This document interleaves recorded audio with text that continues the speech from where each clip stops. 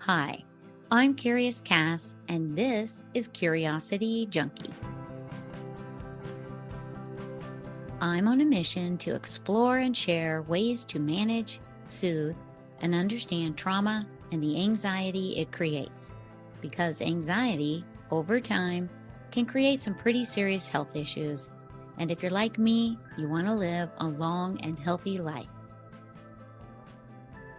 Michelle Dowd is a journalism professor who was raised on a mountain in the Angeles National Forest, where she learned to identify flora and fauna, navigate by the stars, forage for edible plants, and care for the earth.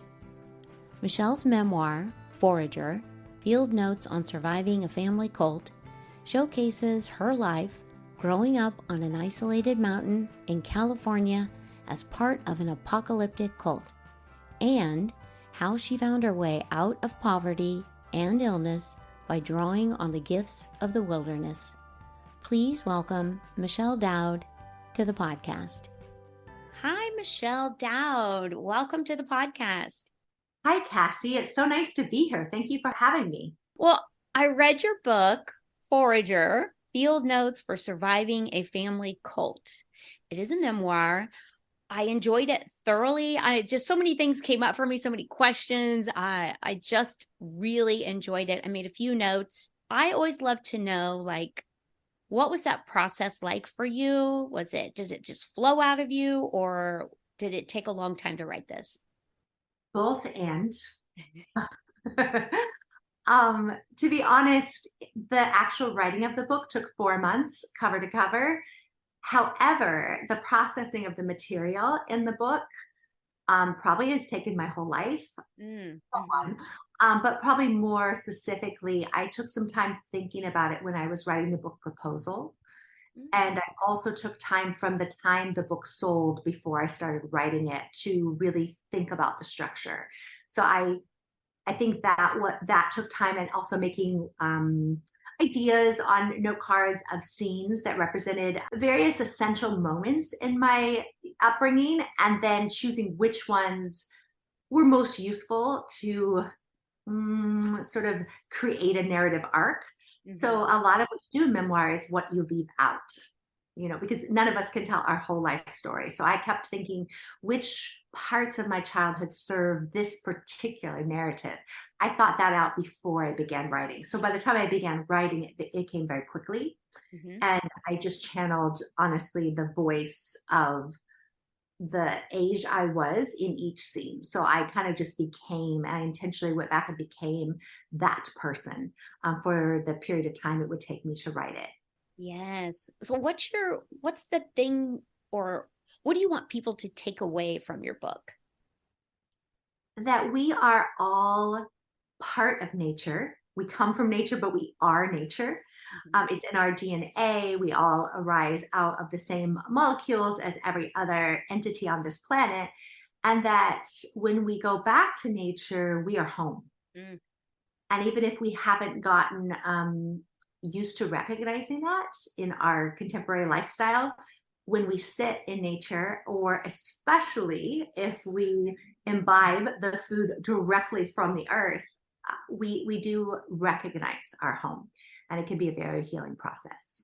Absolutely. And it's one of the things I think I love about, and why I'm drawn to hiking. I just feel so at peace and one when I am in nature. It's just an amazing calm feeling, and I think that's what draws me back to it again and again and again, just being in that, I don't know, it's like a connectedness to everything.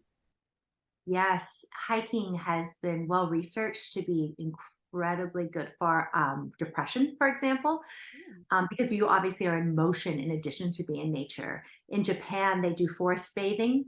That is a very popular term, and they have created all sorts of green space. We have parks, but they have more wild green space where they encourage citizens to walk through those spaces. But even those who aren't mobile, honestly, sitting and watching a sunset is recognizing our connection to nature, because it's looking at, in a sense, where we are, where the earth is rotating, where we are in relation to the sun from wherever you are geographically on the planet. And so even that can make a big difference in terms of witnessing, but also ingesting the connection. Mm-hmm. And I think there's something to that makes you slow down just a little bit more. Absolutely. Mm-hmm. Yes.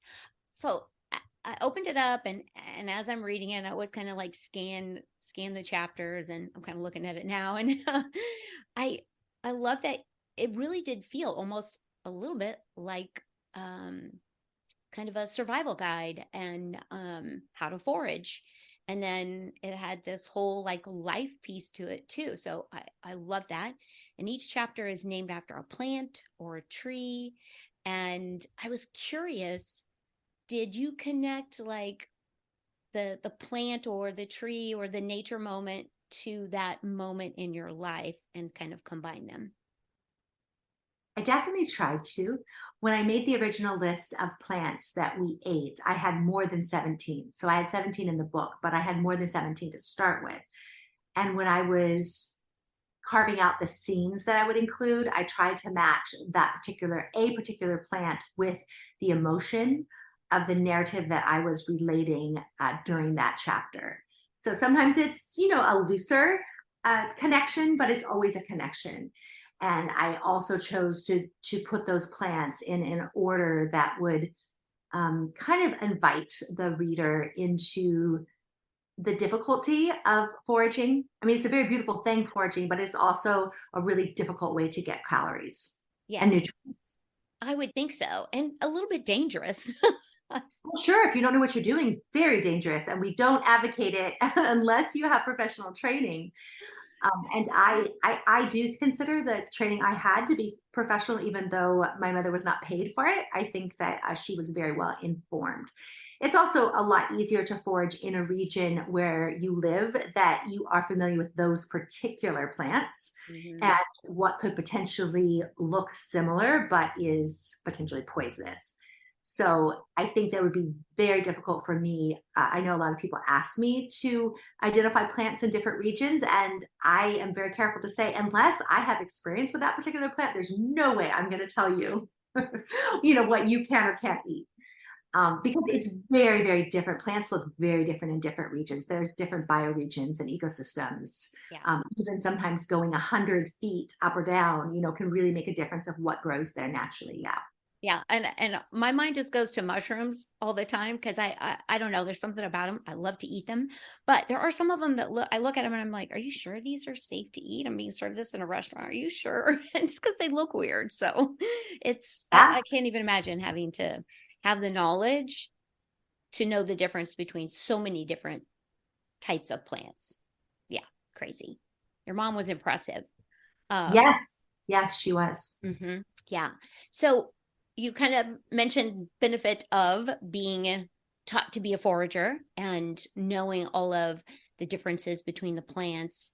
So curious, let's talk a little bit about like obviously that was a benefit. You grew up learning something that is a beautiful skill to have and it's taught you a lot. But there was also this piece of this like family cult kind of atmosphere going on. I want to dive into the family cult piece. Like, how would you describe the whole like understanding of the cult? So, first of all, I don't think I fully described the cult in the book because I was writing from the perspective of a child who was immersed in it and was not analyzing it and was not even aware of the various dimensions. So, to give you a not horribly long answer, my experience in the cult was not average. And at the time that so my grandfather started this cult officially in 1931. So by the time I was born, it had been going on for over 50 years. And um, my mother was born into the cult. My father joined when he was 12. And there were at any given time approximately, and this would change year to year, Right. there were approximately 12 to 1500 boys that would be in this organization. Nobody joined the cult as an adult. You had to join as a child. So they would have all these activities for young boys. And for decades, it was only boys. And these boys would have a Bible band, for example, at the beginning. And then they would um, do plays and then they would play sports, but at different decades, it would be different activities. My grandfather was trained as a Boy Scout leader, and he left the Boy Scouts, I think, in 1929, in order to start his own troops in, with a different kind of language. It was non-denominational, but very Judeo-Christian religious based. My grandfather believed that he was a prophet and that he knew the real word of God and that he could interpret it in a way that no other church could. So he told the boys that he was God's, that they were the chosen ones. And then they would go through a series of, and I did pick a little of this in the book, but it go through a series of physical tests and emotional tests, psychological tests, mental tests, to kind of, in a sense, groom the ones, first of all, to test who was capable. And then once they kind of keep whittling it down, or if you could think about it as a pyramid, there's like 1,200 kids at the bottom, but only about 10 are going to, at age 18 in any given year, sign a commitment for life form. And so most of the young people did not stay. Many of them got out before they were damaged psychologically, because maybe they only stayed a year or two. Mm-hmm. But the people who stayed their whole lives, and many of the people in the book are still at the organization, including my sister who runs the school. People who stayed their whole lives would go through just decades of indoctrination and mind control, and they truly believe that they are the only ones who have the truth with a capital T. Mm-hmm. Yes. And I think that's a fascinating piece of this, is we only know what we know, and we're taught by people sometimes who only know what they know.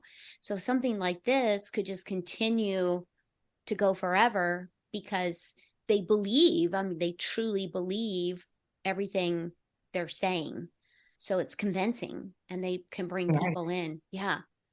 I'm fascinated by cults. Like, it just blows my mind, because you go, well, how could someone fall for that? And you're like you said, you come in as a child or you're brought up in it, you don't know any different. So my father says even now that it is not a cult, and it never was a cult. My brother called me just a couple nights ago, and he said, I challenged Dad. And I said, what happened? Because my dad's not talking to me. He won't read the book, but he is upset that I wrote a book that has the word cult on the cover. So he doesn't want to know what's in it, but he, and I understand why he thinks I'm a heretic for using that word. But in any case, my brother challenged him a little and said, well, Dad, come on, it was a bit of a cult. He said, no, we didn't kill anyone. And my brother said, if Grandpa had asked you to take us all into a barn and set the barn on fire, you would have burned us all alive. And my dad said, yes, but I didn't. So, fine line. Yes, but truly, I do believe that our parents would have done that in a heartbeat. They would have absolutely done that. Now, my grandfather probably didn't do that because he also was somewhat sane and probably understood that unless he took his own life, he would go to prison if he did that. So, I feel that he was able to, even though he was probably delusional in some ways, he was able to differentiate between what he would consider delusions that are useful to his cause and those that would undermine his cause. So I think he was quite aware of how far he could go. Yeah, yes. Another piece that I kind of felt throughout, but I liked at the very beginning, you kind of addressed that you were talking to your mom as she's becoming more and more ill, I think shortly before she passed. And you were talking to her about it, and she was kind of forbidding you to write the story, her story. And I just wrote this down because I thought it was great. You said, where does her story end and my story begin? Because they are intertwined. I love that. I thought that was wonderful. And I felt like there was a lot of the mother-daughter relationship throughout this story. And I was longing on your behalf for a deeper connection for you with your mother, because it was very studious and very disconnected. Like, I care for you, but you must stay at a distance because I may have to release you at any moment. That would be terrifying, I think, as a child. Well, destabilizing maybe is a better word. Both those words, I think, are accurate. I also wished and longed and worked toward a closer relationship with my mother my whole life. And at the end, I think that there were many opportunities for my mother to have a more emotionally fulfilling relationship with me, and she was not able to, because I think to do so would have undermined the belief system under which she had operated her entire life. She Mhm. also believed deeply that she had to behave in a very specific way to go to heaven. So even though she was on hospice at the end for almost 2 years, which is unusual, and the hospice never got canceled during that time, they just kept renewing it. They kept saying that she was about to die, and then she just didn't die. So I had many opportunities because I wanted to be there for her at the end. And also, it was during COVID. Mhm. And so I had a little bit more ability to physically be present than I would have. So I'm grateful for that. And I was able to bring my computer and teach on Zoom because I was teaching on Zoom anyway. And so I was able to be near her for a good deal of time in the last 2 years, and to have many opportunities to ask her questions that she refused to answer. That being said, my mother was someone I really respected, and I wanted her to respect me. She was unable to, I think, at least acknowledge her respect for me because, again, she had been trained to believe that staying in this organization was not only the way to heaven, but was fulfilling they use the word calling, and I think that's used colloquially too, but the calling that I was mandated to by birth. I was born into this system, and it was my calling to stay in the system. And she truly believed that I turned my back on God by leaving. And at the end of her life, she said, I will never forgive you. Oh, That was a hard thing to hear. But on the other hand, you may have heard people say this. There's something very freeing in hearing what you know to be true, because I just always felt like she has never forgiven me. And when she said it, I mean, it hurt, but I was also like, oh, yes, I'm not crazy. This woman has never forgiven me. And but I loved her in the end, and I was lying down with her. She died at home, but she had a hospital bed in the home as part of the hospice program. And I was physically lying with her for hours before she died. And I was able to love her and to give her the comfort to the best of my ability that she was unable to provide when I was in the hospital. At the end, the hospice nurse did come in. They were not quick to arrive because I think that they were on a schedule, and they also probably thought, well, we'll see, no, she's really dying. But she had going morphine. for 2 years. Exactly. I think that it was a lot. And there was also confusion maybe between a couple places that particular nurse was supposed to be, but she was phenomenal. Mm. And she was able to provide the morphine in doses that were just really helpful at the end, something that I would have had a hard time administering myself. I did give some as I was, allowed to, but I couldn't go over the maximum. Oh, right. She got dispensation from the doctor, and she was on the phone, and she was able to make choices like that to keep my mother in comfort at the end of her life. At the last several hours, it was myself and my brother who were present, and my sisters were not able to be there for a variety of reasons. But I'm grateful that I got to be with her at the end, and I felt that it was a gift to be able to love her, and to be able to forgive her. But forgiveness doesn't quite seem like the right word. I don't love that word in general. I think that what the word really is understanding. Mm. That I felt that I had reached a point of understanding of my mother, and that I really truly saw her as a victim in the end, and that she was a victim of her father.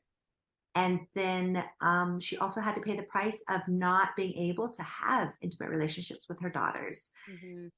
And that's a pretty high cost to pay. And I did not have to pay that with my own daughters. And to think that she had to pay that, it just gave me a great deal of compassion and empathy for her.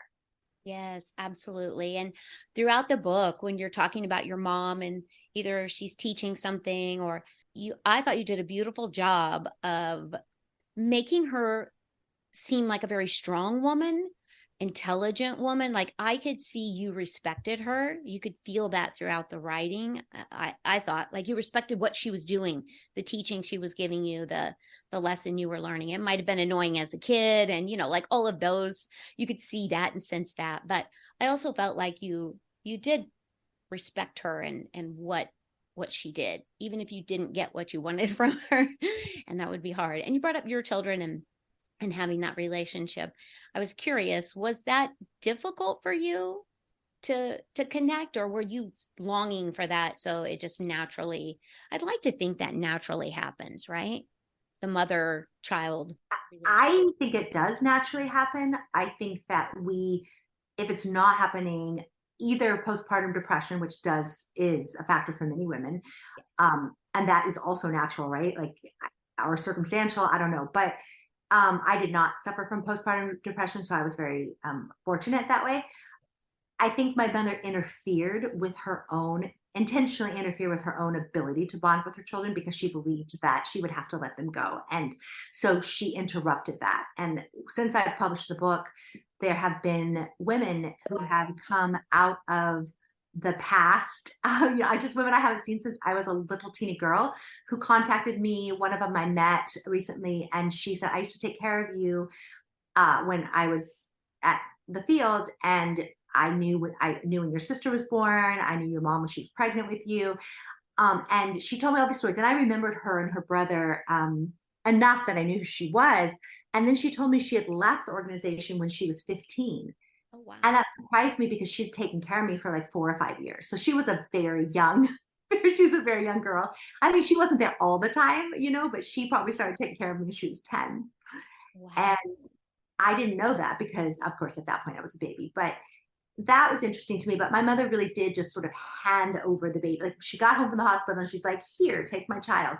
And unfortunately, I think for all of us, is we were not often cared for together. Oh. So we weren't necessarily as a group. And then often we were passed around and we were at different people's homes. And so we didn't ever have a caregiver that we could count on.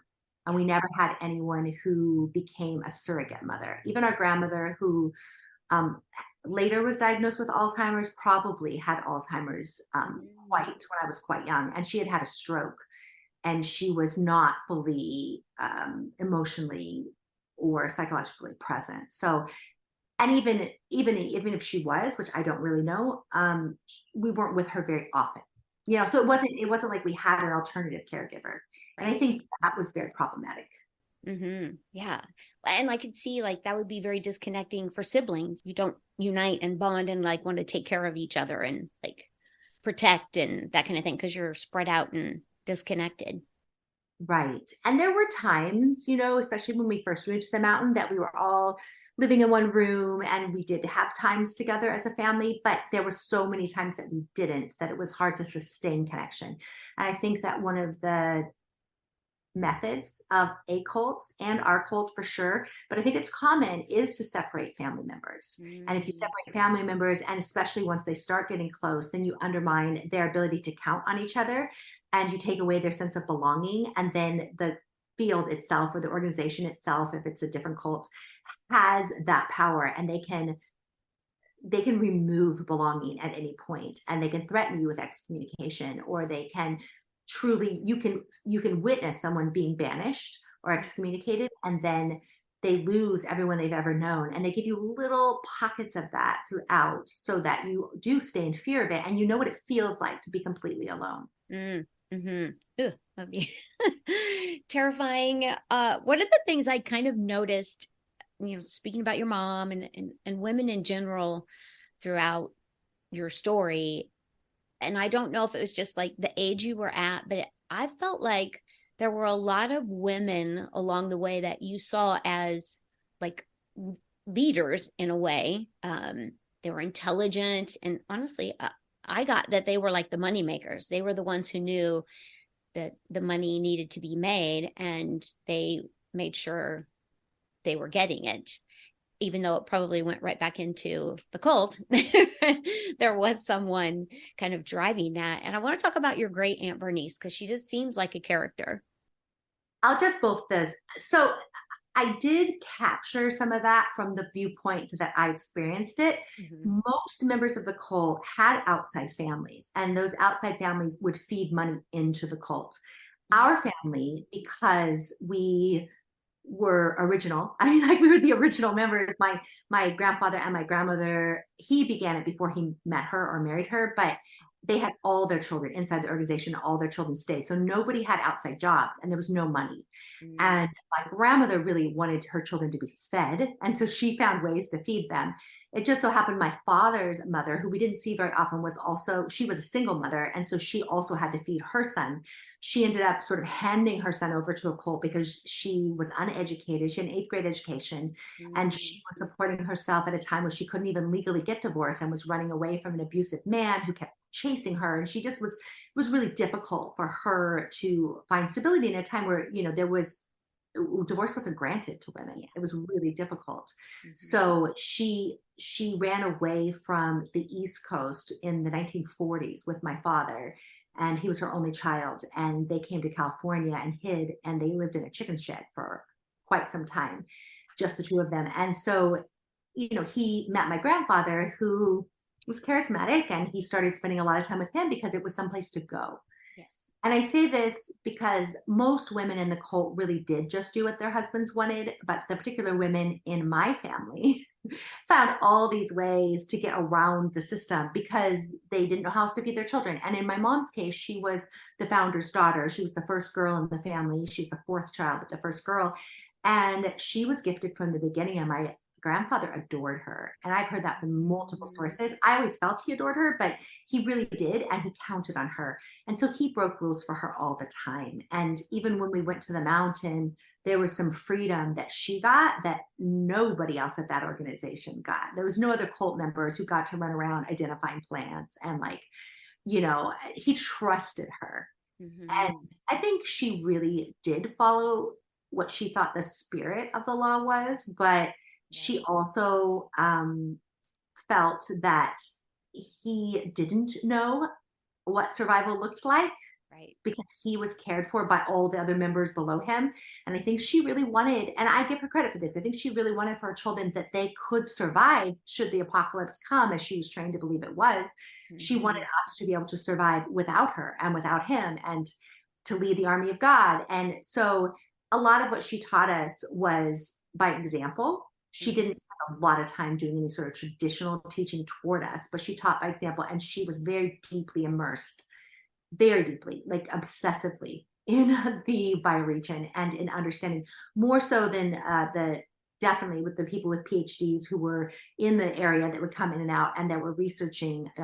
They would often rely on her because she had a great deal of knowledge.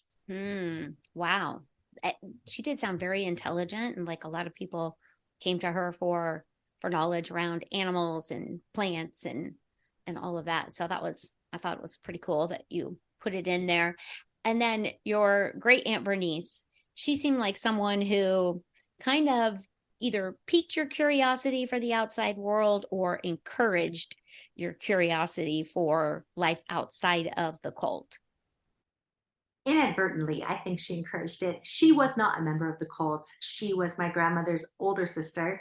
I don't think she liked my grandfather at all. Mhm. She couldn't abide by his rules. She didn't have to abide by his rules. She wasn't there. My grandfather certainly didn't approve of us going over there, but my grandmother was up a creek. I mean, she had to feed all these men. She had to work. She had five children, Yeah. and her sister was honestly a great source of comfort to her when she could manage to, kind of dump off the kids at her house. And Yeah. I happen to also know that I didn't write all of this in the book, but when she was a young girl in Kansas, my grandmother, she came to California to take care of her older sister's children, which would be her nephews. Oh. And my Aunt Bernice had a difficult time sort of getting with systems like public schools or like all the things. And so my grandmother, who was her younger sister, came and helped her raise her children. And so I believe that my Aunt Bernice felt she owed my grandmother for the years that she Mm-hmm. had done that. So when we were over there, did my aunt encourage? Yes, but I think what she was really doing is living her own life. Mm-hmm. And she honestly didn't want to be bothered by, I mean, she did say, anything you want is yours here, but she also wanted us to take care of ourselves at her house because she wasn't really, she wasn't nurturing in traditional ways, but what she was not controlling. She was a free spirit. She was very loving. She lived outside of the rules of traditional society to some degree. Her husband had just passed away that she'd been married to for 50 years at the time that I was paying attention to. So she lived alone in this big house with just random things everywhere. And she was a rock tumbler, and she made jewelry, and she was just a woman who had a huge heart and a lot of joy. Hmm. And you spoke about, I think, some of the stones she had given you, and I want to talk about the Sears catalog because I felt like that was a prized possession for you, and you kept it tucked away, and it kind of housed your secret thoughts and desires and passions. And I just think, how hard was that as a little kid having to keep that like totally hidden because it was forbidden? It was difficult to keep anything hidden. However, our parents didn't really pay that much attention to us. So like there was a lot of rules, but if you knew what the rules were, then you could know how to break them. I think Mm. Picasso says something about that, but it was very useful to me that I was a spy in a sense, but an eavesdropper. I knew not only the rules as they stated them, but I knew what they would generally catch and not catch. So I knew where to hide. There were many army bunks in this room, and I didn't always have to hide things with my personal possessions because I didn't have very many personal possessions. But there were other places that were the ones who did the cleaning. You know, it wasn't like there was a good chance that anybody was going to find that. Right. But it was also greatly comforting to me to have a private item. I would say it was nurturing to me to have secrets because Yeah. I felt like I had something of my own. I kind of thought And of it like your diary, like the Sears catalog became your diary. yes, absolutely. And you know, that building is still there. I went up there very recently, and I have a friend who's a colleague of mine who's a little younger than I am, but she went to school in Wrightwood, and she told me when she read the book, she said, "Oh my goodness, I know that building. It's still there." And I said, "I know, I heard it's still there." So I went up there and looked, but it's the exact same building. It is no longer a Sears building. But I think there were in a lot of communities, it was a little bit like Amazon, you know, there was Yeah, like this. at the time. Yeah, that there was this, and especially in a mountain town like that. And we did not go to the grocery store, and we never went back to the Sears building ever. Like we went by it on our way in because my grandmother, my dad's mom, had sent us clothes, and we got the clothes. I took the catalog, and I never went back. Wow. So but it opened up a world to me, like Aunt Bernice opened the world, but the Sears catalog opened the world because look at it's not just all the merchandise, it was the homes that they depicted, you know, and seeing the families behaving in certain ways towards each other. If they were advertising pajamas, for example, or, you know, and seeing women's undergarments. And it was really a big window into the idea that people live differently than we lived. Hmm. Yes.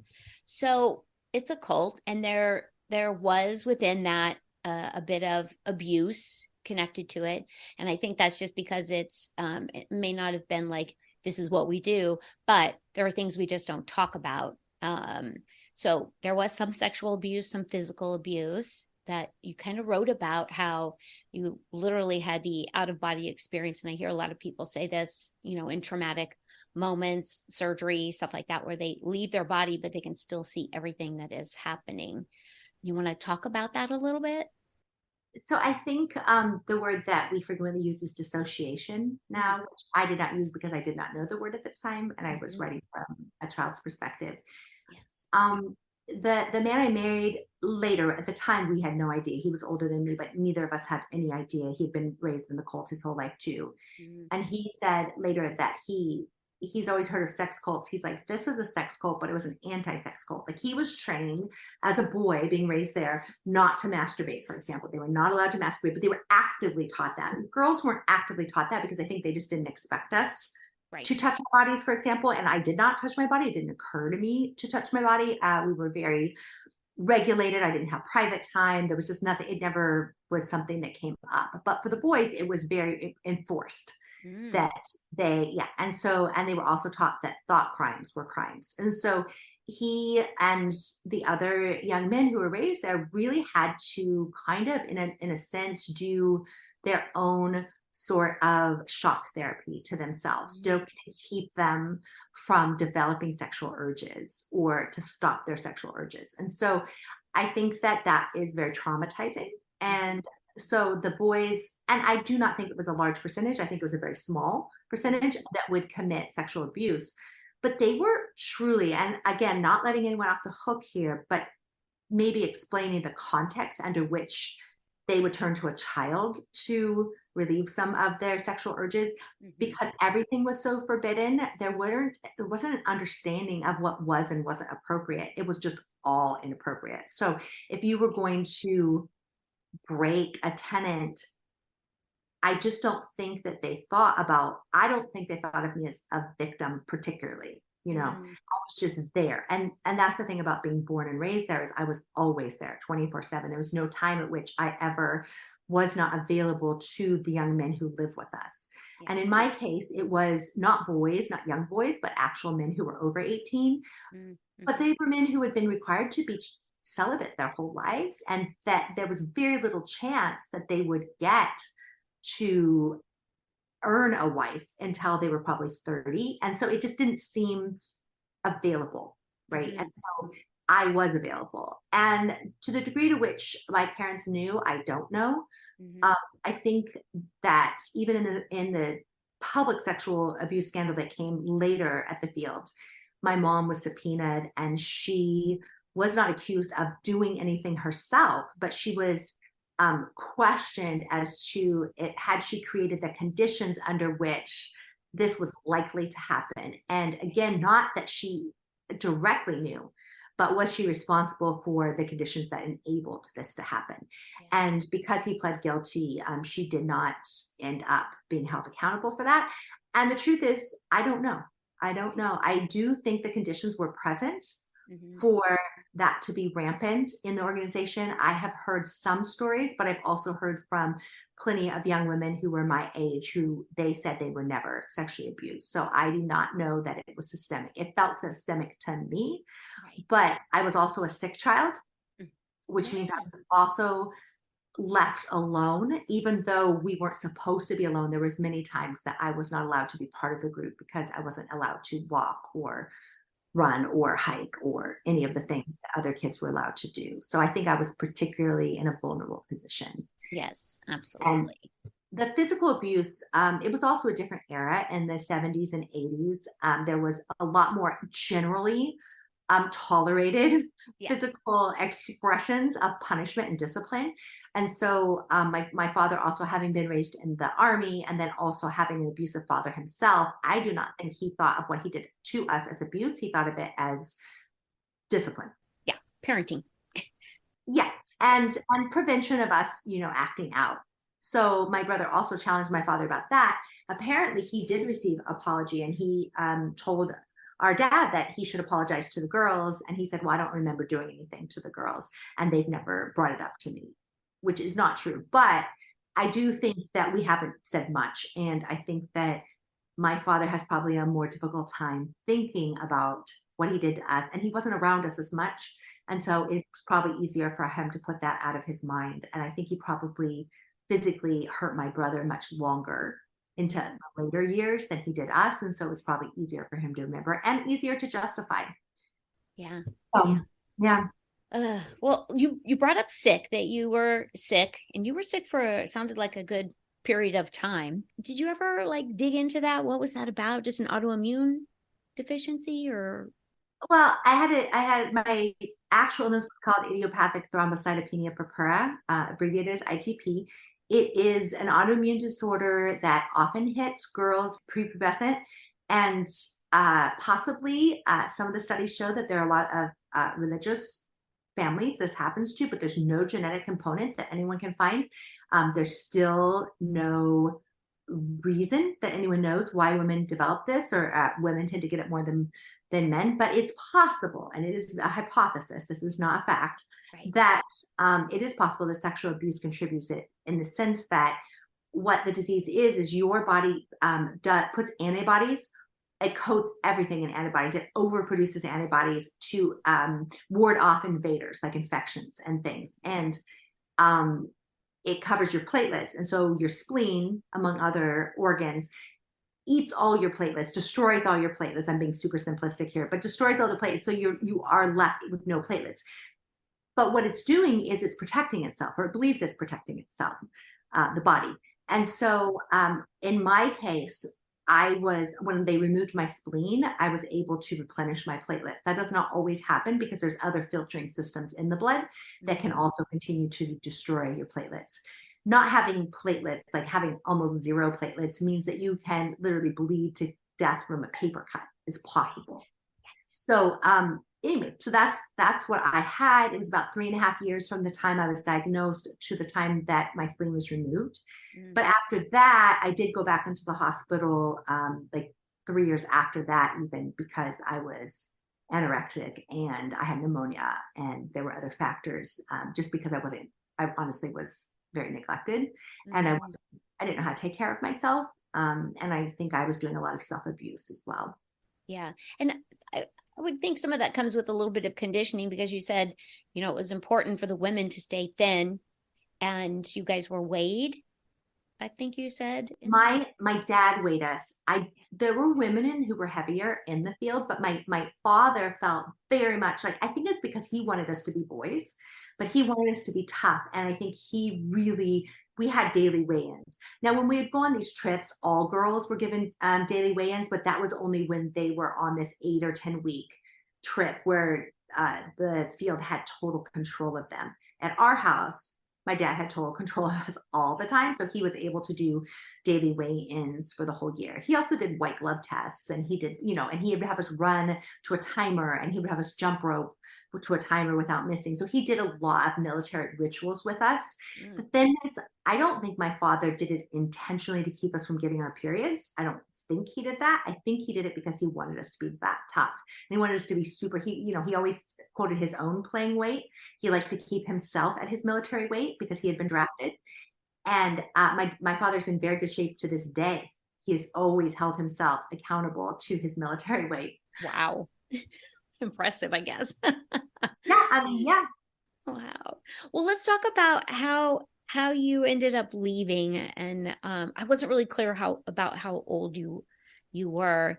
You kind of fell in love there a little bit, is the way I took it. And some love notes went back and forth, and then you were betrayed a little bit. Yeah. So I left when I was 17, and I didn't exactly have a place to live immediately, but I did move into the dorms at college when I was 17. And the book ends, well, I guess I'm sort of giving it away a little bit, but I won't say too much else about that, but I did leave when I was 17, and I was pushed out to some degree by being excommunicated. That being said, I pushed the envelope so that I, in a sense, would be excommunicated.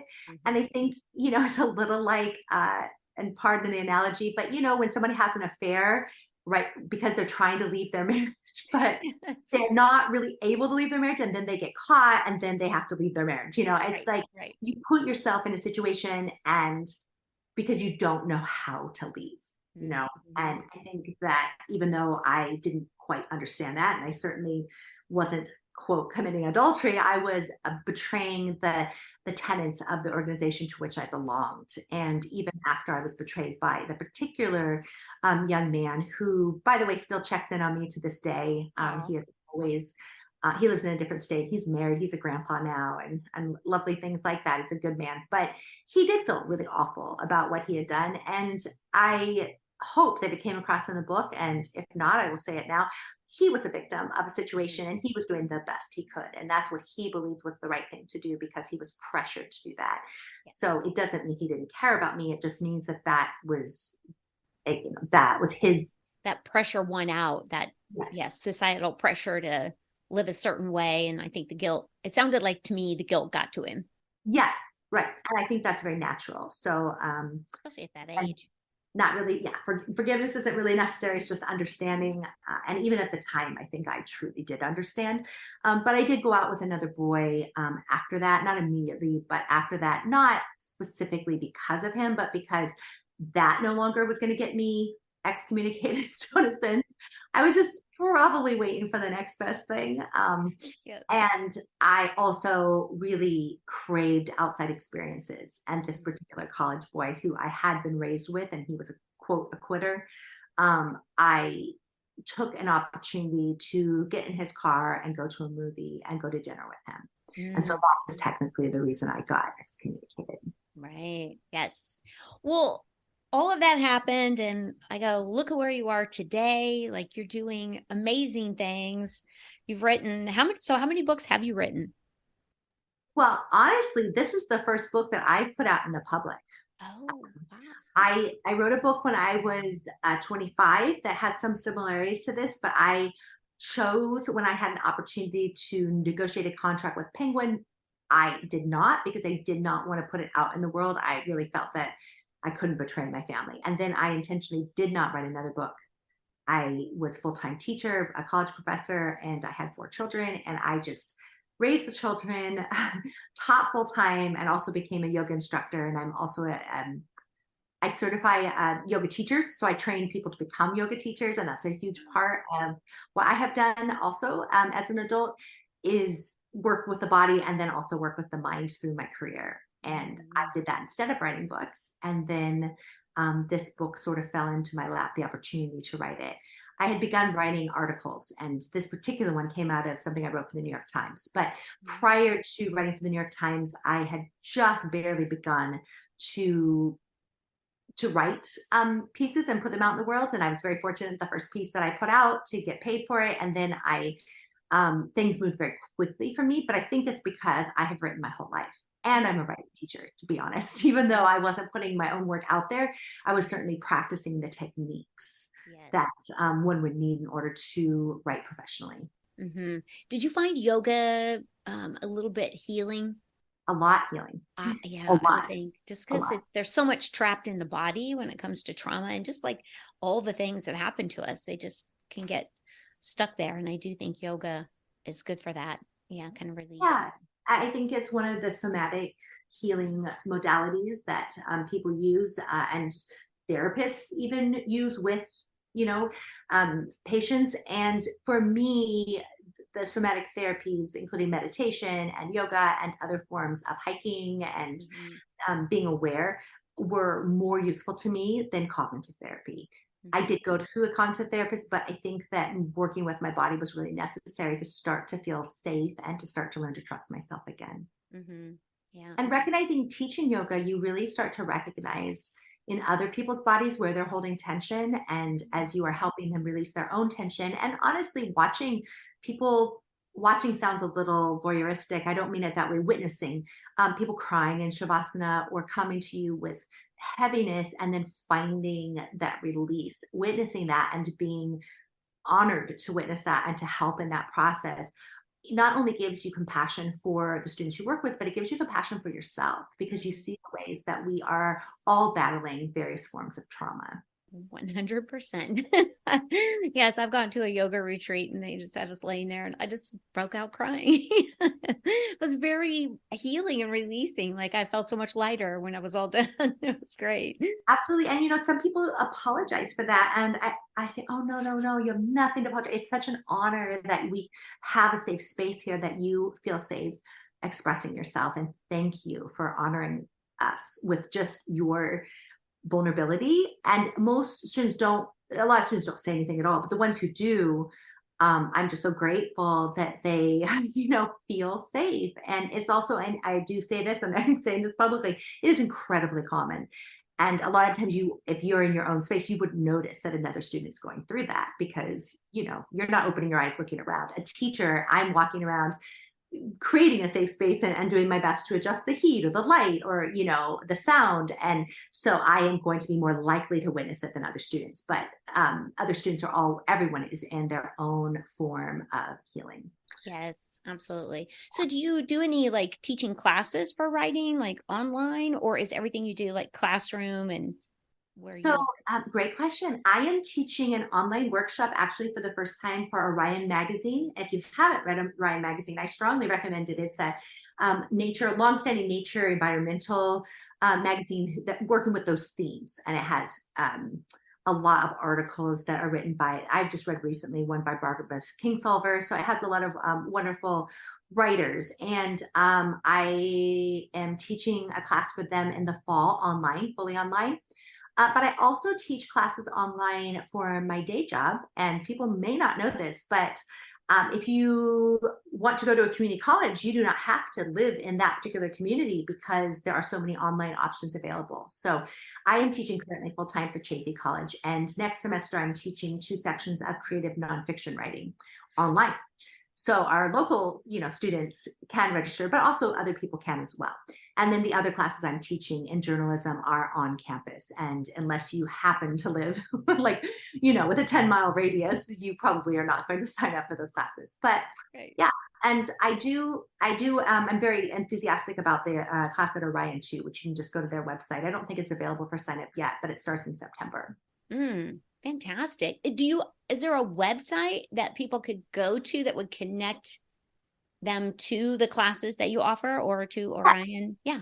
Yes, at michelledowd.org. So my website, there's some of my articles, and then I'm starting to put links to events.